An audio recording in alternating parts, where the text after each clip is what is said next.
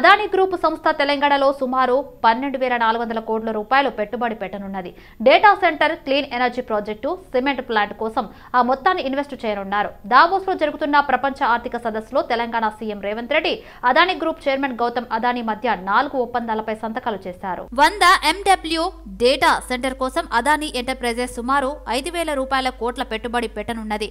Ambuja cement సంస్థ 1,400 కోట్ల రూపాయలతో ఏడాదికి 6 మిలియన్ల టన్నుల సిమెంట్ ను ఉత్పత్తి చేసేందుకు ప్లాన్ చేసింది. డ్రోన్ మిస్సైల్ వ్యవస్థ అభివృద్ధి కోసం అదానీ డిఫెన్స్ సంస్థ 1000 కోట్లు ఇన్వెస్ట్ చేయనుంది. ఎమ్మెల్యేల కోట ఎమ్మెల్సీ ఉప ఎన్నికల్లో పోటీ చేసే 2 అభ్యర్థుల పేర్లను కాంగ్రెస్ అధిష్టానం ఖరారు చేసింది. PCC working president Mahesh Kumar Goud, NSUI రాష్ట్ర అధ్యక్షుడు బాల్మూరి వెంకట్లను ఎంపిక చేసినట్టు అధికారికంగా ప్రకటించారు. నామినేషన్లు దాఖలు చేయడానికి ఈ నెల 18 వరకు గడువు ఉంది. మీ అందరికీ తెలుసు, ఇదే కళ్యాణ లక్ష్మి ఆడపిల్ల పెళ్లిలో షాదీ ముబారక్ లో ₹1,00,000 చెక్ తో పాటు పెళ్లి రోజే చెక్ ఇచ్చే విధంగా, దాంతో పాటు వెంటనే 1 తులం బంగారం ఇచ్చే విధంగా మన మేనిఫెస్టోలో పెట్టి నెక్స్ట్ మంత్కి వెళ్లి మేము కేబినెట్ లో అప్రూవల్ తీసుకొని అది అమలు చేయబోతున్నాం. గతంలో మాదిరిగా కళ్యాణ లక్ష్మి అప్లికేషన్ వస్తే ఎమ్మెల్యే గారి దగ్గర సంతకం పోవాలి. ఎమ్మెల్యే గారు మన చెక్కులు ఎవరు పంచాలి, ఎమ్మెల్యే గారు పంచాలి. ఇది నేను లాస్ట్ నేను మన చెక్కులు పంచాయిగా నేను సంతకం పెట్టేది ఉండదు.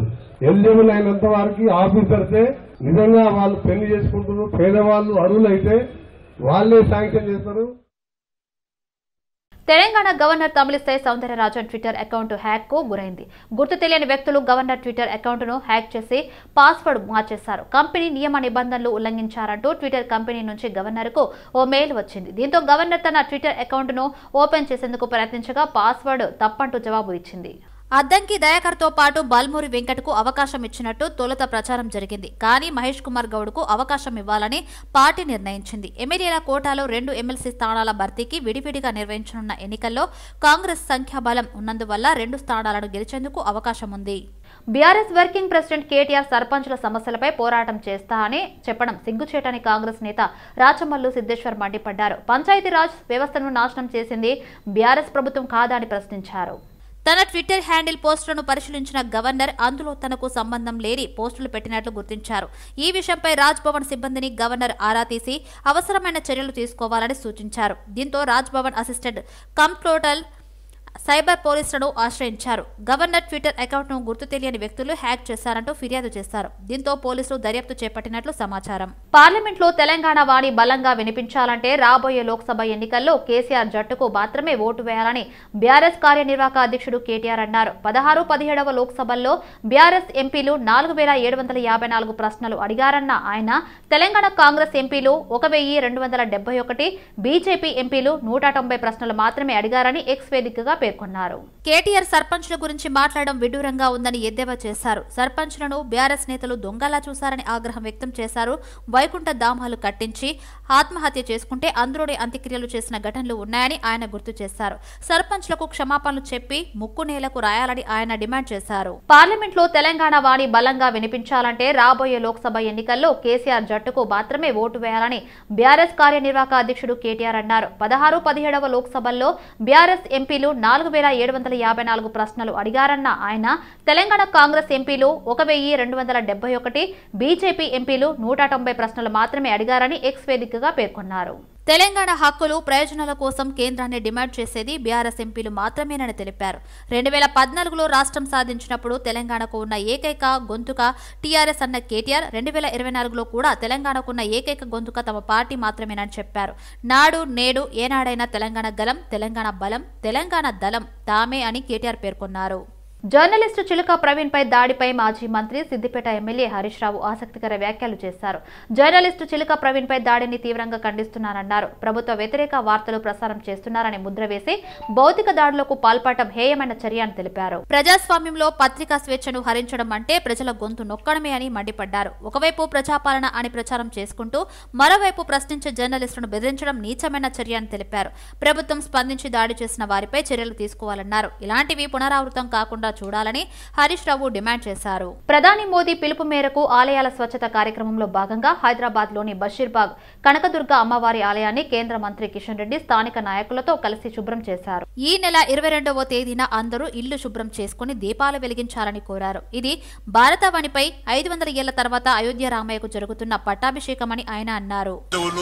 ముఖ్యంగా యువకులు, స్వచ్ఛంద సంస్థలు ముందుకొచ్చి ఈ యొక్క దేవాలయ స్వచ్ఛ అభియాన్ కార్యక్రమంలో స్వచ్ఛందంగా పాల్గొంటున్నారు. అందులో భాగంగా ఈరోజు హైదరాబాద్లోని బషీర్బాగ్ వద్ద ఉన్నటువంటి కనకదుర్గమ్మ వారి దేవాలయంలో ఈ స్వచ్ఛ అభియాన్ కార్యక్రమం అందులో భాగంగా చేపట్టడం జరిగింది. నేను అన్ని వర్గాల ప్రజలను కూడా కోరుతా ఉన్నాను, మీ ప్రాంతాలలో ఉన్నటువంటి అన్ని దేవాలయాల్లో కూడా ఈ స్వచ్ఛ అభియాన్ కార్యక్రమంలో పాల్గొనండి. ఈ యొక్క దేవాలయాలు పరిసర ప్రాంతాలు పరిశుభ్రం చేయండి. మనమందరం కూడా ఏదైతే ఒక ఆధ్యాత్మికమైనటువంటి భావనతో నరేంద్ర మోడీ గారు 12 రోజుల పాటు అనుష్ఠానం ఏదైతే చేపట్టడం జరిగిందో, కఠోరమైనటువంటి దీక్ష చేపట్టడం జరిగిందో, వారికి కూడా మద్దతుగా మనమందరం కూడా అనేక కార్యక్రమాలు తీసుకోవాల్సినటువంటి అవసరం ఉంది. ఈరోజు దేశవ్యాప్తంగా ఏ ఊర్లోకి వెళ్ళినా, ఏ వాడలకు వెళ్ళినా, ఏ నగరంలోకి వెళ్ళినా, ఏ ఇంట్లో చర్చించినా ఒకటే చర్చ, 22వ తేదీ శ్రీరాముని యొక్క విగ్రహ ప్రాణప్రతిష్ఠ. అద్భుతమైనటువంటి స్వాతంత్రం వచ్చిన తర్వాత ఇంత పెద్ద ఆధ్యాత్మికమైనటువంటి కార్యక్రమం గతంలో ఎప్పుడూ జరగలేదు. 150 దేశాలలో ఉన్నటువంటి హిందువులందరూ కూడా ఈ కార్యక్రమంలో ప్రత్యక్ష ప్రసారాల్లో పాల్గొని ఈ యొక్క ఆధ్యాత్మిక కార్యక్రమంలో పెద్ద ఎత్తున చేపట్టడం జరిగింది. సిపిఎం రాష్ట్ర కార్యదర్శి తమ్మినేని వీరభద్రం ఆరోగ్య పరిస్థితి గురించి ఏఐజీ ఆసుపత్రి వైద్యులు హెల్త్ బులెటిన్ రిలీజ్ చేశారు. తమ్మినేని వీరభద్రం చికిత్సకు స్పందిస్తున్నారని ఏఐజీ వైద్యులు తెలిపారు. తమ్మినేని ఆరోగ్యం నిలకడగా ఉందని, ఆయన ఆరోగ్యాన్ని నిశితంగా పరిశీలిస్తున్నామని చెప్పారు. రానున్న 2 రోజులు కీలకమని వైద్యులు తెలిపారు. కాగా తమ్మినేని వీరభద్రం మంగళవారం రోజున అస్వస్థతకు గురైన సంగతి తెలిసిందే. ఆయనకు హైదరాబాద్లోని ఏఐజీ ఆసుపత్రిలో చికిత్స అందిస్తున్నారు. లంగ్స్ లో నీరుని వైద్యులు తొలగిస్తున్నట్లు వెల్లడించారు. ప్రస్తుతం ఆయనకు ఐసీయూలో వెంటిలేటర్ సహాయంతో కృత్రిమ శ్వాస అందిస్తున్నారు. సిపిఎం రాష్ట్ర కార్యదర్శి కామ్రేడ్ తమ్మినేని వీరభద్రం అనారోగ్యంతో హైదరాబాద్లోని ఏఐజీ హాస్పిటల్లో చికిత్స పొందుతున్నారు. వీరభద్రం ఆరోగ్య పరిస్థితిని సిపిఎం రాష్ట్ర కార్యదర్శి వర్గ సభ్యులు కామ్రేడ్ పోతినేని సుదర్శన్, సిపిఎం కార్యదర్శి వర్గ సభ్యులు రాజయ్య అడిగి తెలుసుకున్నారు. వారి కుటుంబ సభ్యులను పరామర్శించారు. తమ్మినేని వీరభద్రం ఆరోగ్యం కుదుట పడుతుందని వారు ఆకాంక్షించారు. సిపిఎం రాష్ట్ర కార్యదర్శి తమ్మినేని వీరభద్రం గారి ఆరోగ్యం స్థిరంగా ఉంది. ఆందోళన చెందాల్సినటువంటి అవసరం ఏమీ లేదు. వైద్యులు చేసేటటువంటి వైద్యానికి ఆయన యొక్క బాడీ స్పందిస్తూ ఉంది. తక్కువ మెడిసిన్స్తోని బీపీ నార్మల్ అయినటువంటి పరిస్థితి ఉంది. అట్లాగే కిడ్నీ, ఇతర అంశాలు అన్నీ కూడా వైద్యానికి స్పందిస్తూ ఉన్నాయి. ఆరోగ్యం మెరుగవుతూ ఉంది. ఇబ్బంది పడాల్సినటువంటిది ఏమీ లేదు. ఆందోళన చెందాల్సినటువంటి పరిస్థితి అసలు ఏమీ లేదు. ఆందోళన కలిగించేటటువంటి పద్ధతుల్లో వచ్చేటటువంటి వార్తల్ని విశ్వాసంలోకి తీసుకోకుండా కార్యకర్తలు కానీ ప్రజలు కానీ ఎటువంటి భయాందోళనలకి లోను కాకుండా ఉండాలి అని చెప్పేసి అనేది విజ్ఞప్తి చేస్తూ ఉన్నాము. ఇప్పుడు డాక్టర్లు తెలియజేసినటువంటి అంశం ప్రకారము కూడా మెడికేషన్కి ఆయన బాడీ స్పందిస్తూ ఉంది. బీపీ నార్మల్గా ఉంది. మా వైద్య బృందం యొక్క పర్యవేక్షణ నిరంతరం కొనసాగిస్తుంది. మా సీనియర్ డాక్టర్లు వెంటిలేషన్ని కూడా ఎప్పుడు తీసేయాలి అని చెప్పేసి అనేటటువంటి నిర్ణయం తీసుకోబోతా ఉన్నాము. అందువల్ల ఇబ్బంది ఏమీ లేదు అనేటటువంటి విషయాన్ని చెప్పారు. అందుకని ప్రజలు ఈ విషయాన్ని గమనంలోకి తీసుకొని ఎటువంటి ఆందోళనకి గురి కావద్దు. స్థిరంగా వీరభద్రం గారి ఆరోగ్యం ఉంది. ఆయన తిరిగి కోలుకుంటారు, యథావిధిగా ప్రజా జీవితంలోకి వస్తారు అని చెప్పేసి తెలియజేస్తారు. అనారోగ్య సమస్యలతో ఏఐజీ ఆసుపత్రిలో చికిత్స పొందుతున్న సిపిఎం రాష్ట్ర కార్యదర్శి తమ్మినేని వీరభద్రంను సిపిఎం జాతీయ నాయకులు బివి రాఘవులు ప్రదర్శించారు. ఆయన ఆరోగ్య సమాచారాన్ని వైద్యులను అడిగి తెలుసుకున్నారు. మాజీ ఎమ్మెల్యే జూలకంటి రంగారెడ్డితో కలిసి గచ్చిబౌలిలోని ఏఐజీ ఆసుపత్రికి వచ్చారు. సుమారు 2 గంటల పాటు ఆసుపత్రిలోనే ఉంటూ వారి కుటుంబ సభ్యులను ఓదార్చారు. వీరభద్రం త్వరగా కోలుకోవాలని కోరుకున్నారు. నేను ఈరోజు వారిని సందర్శించాను. అలాగే డాక్టర్స్తో కూడా మాట్లాడాను. వారి పరిస్థితి వేగంగా మెరుగుపడతా ఉందని చెప్పేసి డాక్టర్స్ చెప్పారు. నేను చూసినప్పుడు కూడా ఆయన పరిస్థితి చాలా వేగంగా మెరుగుపడినట్టుగానే అనిపించింది. ఉద్యోగ సంబంధమైన జబ్బుతోటి ఆకస్మికంగా ఆయన హాస్పిటల్లో చేరాల్సి వచ్చింది. ఈరోజు ఈ మంచి డాక్టర్స్ బృందంతో వైద్యం జరుగుతుంది. ఇంకో 2 రోజుల్లో పూర్తిగా కోలుకుంటారని చెప్పి కూడా వైద్యులు చెప్తున్నారు. ఆ రకంగా చాలా సంతోషమైన విషయం. ఆయన వేగంగా కోలుకుంటున్నందుకు ఆయన బ్లడ్ ప్రెషర్ స్టెబిలైజ్ అయింది. అలాగే మూత్రపిండాలు, అలాగే గుండె ఇవన్నీ కూడా నార్మల్కి వచ్చినాయి. ఇంకో 2 రోజుల్లో పూర్తి స్వస్థత వస్తుందని చెప్పేసి ఆశిస్తున్నాం. డాక్టర్స్ కూడా అదే ఆశతో ఉన్నారు. అయితే సందర్శకులు చాలా ఎక్కువగా వస్తున్నారు ఆందోళనతో. ఆ రకంగా వస్తే ఆందోళన వైద్యులకి ఇబ్బందే, పేషెంట్కి ఇబ్బందే. అందుకని ఆయన త్వరగా కోలుకోవాలని చెప్పంటే మనం అంత తక్కువగా సందర్శిస్తే అంత మంచిదని చెప్పి భయపడుతున్నాం. అందుకని ప్రయోగాలు, మిత్రులు, పెద్దలు అందరూ కూడా ఆయన ఆరోగ్యం కోసం మనం కోరుకోవడం మంచిది. సందర్శన లేకుండా ఉంటే మంచిదని చెప్పేసి వారందరికీ మేము విజ్ఞప్తి చేస్తున్నాం. తప్పకుండా కోరుకుంటారని చెప్పేసి ఆశ కలిగింది. డాక్టర్స్ కాన్ఫిడెంట్గా ఉన్నారు. ఆయన చూసినప్పుడు కూడా ఇంప్రూవ్మెంట్ కనపడింది. కాబట్టి ఎవరు ఆందోళన చెందాల్సిన అవసరం లేదు. రైతు బంధు వెంటనే విడుదల చేసి రైతు రుణమాఫీ హామీ నెరవేర్చాలని బీజేపీ కిసాన్ మోర్చా రాష్ట్ర కమిటీ డిమాండ్ చేసింది. ఈ నేపథ్యంలో వ్యవసాయ కమిషనర్ని కలిసి వినతి పత్రం సమర్పించారు బీజేపీ కిసాన్ మోర్చా నాయకులు. గత సంవత్సరం డిసెంబర్లోని యాసంగి పనులు రైతులు మొదలుపెట్టారని, డిసెంబర్లో వేయవలసిన డబ్బులు ఇంతవరకు వేయలేదని ఫైర్ అయ్యారు. వెంటనే రైతు బంధు డబ్బులు వేయాలని డిమాండ్ చేస్తున్నామన్నారు. నూతన ప్రభుత్వం అధికారంలోకి రాగానే డిసెంబర్ 9న సోనియా గాంధీ జన్మదినం సందర్భంగా 2 లక్షల రూపాయల వరకు రుణమాఫీ చేస్తానని మాట ఇచ్చిన కాంగ్రెస్ ఇంతవరకు చేయలేదని ఆగ్రహం వ్యక్తం చేశారు. వెంటనే రుణమాఫీ చేసి రైతులను ఆదుకోవాలని డిమాండ్ చేశారు. రైతులు ఎదుర్కొంటున్నటువంటి సమస్యల పరిష్కారానికి ఈ కొత్తగా వచ్చినటువంటి ప్రభుత్వం వెంటనే చొరవ చూపాలని విజ్ఞప్తి చేస్తూ వ్యవసాయ కమిషనర్ గారికి ఒక మెమరాండాన్ని సమర్పించడం జరిగింది. మనకు తెలుసు, మొన్న జరిగిన శాసనసభ ఎన్నికల నియమావళి కారణంగా రైతు అవసరాలకు కావాల్సినటువంటి వ్యవసాయ పెట్టుబడి ఇచ్చేటువంటి రైతు బంధు పైసలను అకౌంట్లో ఉన్నప్పుడు మరి ఎన్నికల కారణంగా నిలిపివేయడం జరిగింది. అవి ఇంకా విడుదల కాకపోవడం వల్ల రైతులు తమ అవసరాలకు ఇబ్బందులకు గురవుతూ ఉన్నారు. కాబట్టి వెంటనే ఆ నిధులను విడుదల చేయాలని, ఏదైతే రైతు బంధుకు అర్హత ఉన్నటువంటి రైతులందరికీ కూడా వెంటనే రైతు బంధు విడుదల చేయడంతో పాటు మరి నాటి ప్రతిపక్ష నాయకుడిగా ఉన్నటువంటి ప్రస్తుత ముఖ్యమంత్రి రేవంత్ రెడ్డి గారికి బీజేపీ కిసాన్ మోర్చా తరఫున విజ్ఞప్తి చేస్తూ ఉన్నాం. డిసెంబర్ 9 సోనియా గాంధీ గారి యొక్క జన్మదినాన్ని పురస్కరించుకొని 2 లక్షల రూపాయల రూపు వ్యవసాయ రుణ హామీని వెంటనే అమలు చేస్తాం. డిసెంబర్ 9న రైతులకు మరి సోనియా గాంధీ గారి యొక్క జన్మదిన సందర్భంగా కానుకగా రైతులకు అందిస్తామని చెప్పారు. కాబట్టి ఆ యొక్క వాగ్దానాన్ని కూడా కిసాన్ మోర్చా తరఫున, రైతుల తరఫున గౌరవ ముఖ్యమంత్రి రేవంత్ రెడ్డి గారికి గుర్తు చేయడం కోసం ఈరోజు వెంటనే దాన్ని అమలు చేయాలి, ఆ దిశగా ఈ ప్రభుత్వం అడుగులు వేయాలని చెప్పి కోరడం కోసం వ్యవసాయ కమిషనర్ గారి ద్వారా బీజేపీ కిసాన్ మోర్చా విజ్ఞప్తి పత్రాన్ని ఇవ్వడం జరిగింది. బీజేపీ కిసాన్ మోర్చా నాయకులతో కలిసి ఈరోజు మేము వ్యవసాయ కమిషనర్ గారిని కలవడం జరిగింది.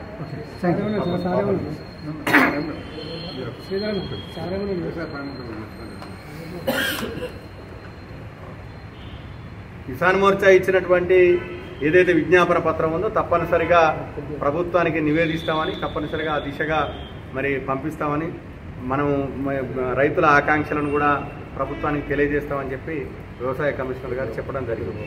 కాంగ్రెస్ పార్టీ పెద్దపల్లి పార్లమెంట్ అభ్యర్థిగా గోమాస సచిన్ నేతను ప్రకటించాలని సీఎం రేవంత్ రెడ్డిని ఎస్సీ యువశక్తి రాష్ట్ర కోఆర్డినేటర్ నిట్టూరి రవి మాదిగ ఓయూలో ఒక ప్రకటనలో కోరారు. పెద్దపల్లి పార్లమెంటు పరిధిలో అనేక సేవా కార్యక్రమాలు చేస్తూ యువతకు ఆదర్శంగా సచిన్ నేత నిలుస్తున్నారని రవి మాదిగ అన్నారు. కరోనా మహమ్మారితో దేశం అతలాకుతలం అవుతుంటే కరోనాను లెక్క చేయకుండా నిరుపేద ప్రజలకు తన వంతుగా నిత్యావసర సరుకులు పంపిణీ చేసి మానవత్వాన్ని చాటుకున్నారు.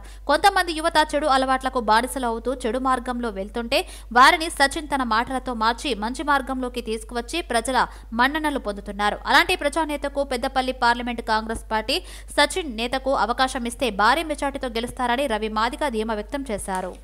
పార్లమెంట్ కాంగ్రెస్ పార్టీ అభ్యర్థిగా గోమాస సచిన్ నేతను ప్రకటించాలని కాంగ్రెస్ పార్టీ అధిష్టానాన్ని మరియు తెలంగాణ రాష్ట్ర సీఎం రేవంత్ రెడ్డిని కోరడం జరుగుతుంది. తెలంగాణ యువశక్తి తెలంగాణ కమిటీ పక్షాన గోమాస సచిన్ నేతకు మా పూర్తి మద్దతు ఇవ్వడం జరుగుతుంది. గోమాస సచిన్ అనేక సేవా కార్యక్రమాలు పార్లమెంట్ పరిధిలో చేస్తూ యువతకు ఆదర్శంగా నిలుస్తున్నారు. అంతేకాకుండా యువత చెడు అలవాట్లకు బానిసలైతూ వారు చెడు అలవాట్లకు బానిసలవుతూ అన్ని గందరగోళాలు సృష్టిస్తున్న యువతను సచిన్ తన మాటలతో వారికి మంచి మార్గాన తీసుకొచ్చి ప్రైవేట్ రంగంలో వారికి ఉద్యోగ అవకాశాలు కూడా కల్పించడం జరిగింది. అలాగే సుండ్రవల్లి గ్రామంలో రేషన్ షాపు ఏర్పాటు చేయడంలో కీలక పాత్ర పోషించారు. అలాగే 2023 అసెంబ్లీ ఎన్నికల్లో బహుజనులు ఏకం చేస్తూ కాంగ్రెస్ పార్టీ గెలవడంలో కూడా కీలక పాత్ర పోషించారు. అలాంటి సచిన్ నేతకు కాంగ్రెస్ పార్టీ పెద్దపల్లి పార్లమెంట్ అవకాశం ఇస్తే భారీ మెజారిటీతో గెలుస్తారని ఆకాంక్షిస్తూ ర్యాష్ డ్రైవింగ్ వల్ల కారు ఇంటిలోకి దూసుకెళ్లిన ఘటన అల్వాల్లో చోటు చేసుకుంది. అల్వాల్ పోలీస్ స్టేషన్ ఎదురుగా 100 సంవత్సరాలుగా ఓ వృద్ధురాలు నివాసం ఉండగా ఊబర్ కారు అతివేగం వల్ల ఇంట్లోకి దూసుకెళ్లింది. దీంతో వృద్ధురాలికి తీవ్ర గాయాలయ్యాయి. నిందితుడు ఊబర్ కారు డ్రైవర్ పరమేష్ గా గుర్తించారు. ప్రమాదం వల్ల ఇంటిలోని వస్తువులన్నీ ధ్వంసమయ్యాయి. బాధిత కుటుంబ సభ్యులు అల్వాల్ కారు డ్రైవర్ పై ఫిర్యాదు చేశారు.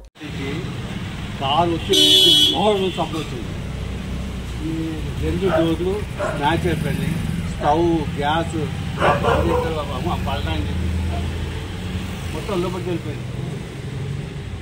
నైట్ చూసి సపోర్ట్ వస్తే ఆమె సపోర్ట్ చేస్తలేదు. చేస్తున్నకి అయిపోయింది. 85 ఉంటుంది. 85 मरते मरते बच गए. इधर से लेफ्ट साइड थोड़ा हो गया तो उनके ऊपर ही कार चढ़ जाता था पूरा. तो राइट साइड में लग गया बोल के दीवार गिर गया, गैस स्टोव हो गया, पूरा हो गया. लेकिन थोड़ा इधर हट गया तो स्कूटी के ऊपर ही चढ़ जाता पूरा कार. విద్యుత్ వినియోగదారులపై ఛార్జీల భారం వేసేందుకు వీలుగా కేంద్ర విద్యుత్ మంత్రిత్వ శాఖ తాజాగా నిర్ణయం తీసుకున్నది. ఇందుకు అనుగుణంగా విద్యుత్ నిబంధనలు 2024 పేరుతో గెజెట్ ప్రచురించింది. దాని ప్రకారం ఇకపై డిస్కంలు విద్యుత్ పంపిణీ చేసేందుకు ఎంత వ్యయం అవుతుందో ఆ మొత్తాన్ని వినియోగదారుల నుంచి ఛార్జీల రూపంలో రాబట్టుకోవాలని స్పష్టం చేసింది. ఇందుకుగాను విద్యుత్ ఛార్జీలను ఎప్పటికప్పుడు పెంచుకునేందుకే ఈ తాజా నిర్ణయం వెసులుబాటు కల్పించనున్నది. ఈ నెల 10న ఎలక్ట్రిసిటీ రూల్స్ 2024 పేరిట విడుదల చేసిన గెజెట్ ను అన్ని రాష్ట్రాలకు పంపించింది.